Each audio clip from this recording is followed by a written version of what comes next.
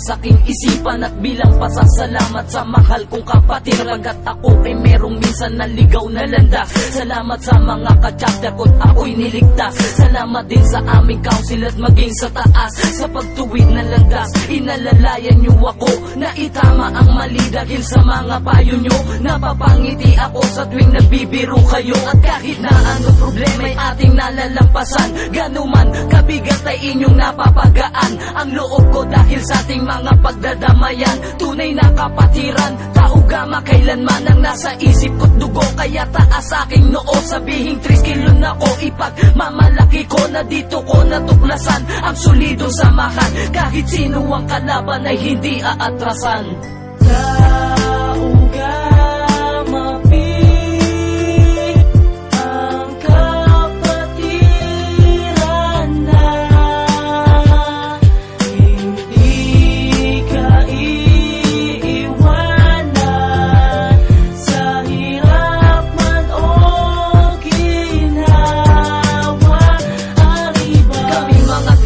Hindi nag-iiwanan, anuman ang suliranin, lagi nagtutulungan. Ang prinsipyo ay ganyan, hindi na kayang tumbasan. Lumalaban na sa bayan at ang makipagpatayan para lang sa karangalan ng mahal na kapatiran. Ay labis na iingatan ko ang pangalan mo. Sa mga mapangapi isusugal ang buhay ko. 3 kilyo na pagkatao ko habang nabubuhay. Sa aming puso at sa isip ay hindi na mawawalay. Ang tagumpay ng isa ay tagumpay ng lahat. Taugama ang angat at taugama ang sikat. Kami lang ang mabigat na kapatiran sa mundo. At kami makikilala kahit nasa ang kanda ko. Leon kaming tinuring pag nagalit delikado. Natutong rumispeto, tumanggap na mga palo. At kayo ang dahilan kung ba't ako rin ay nagbago.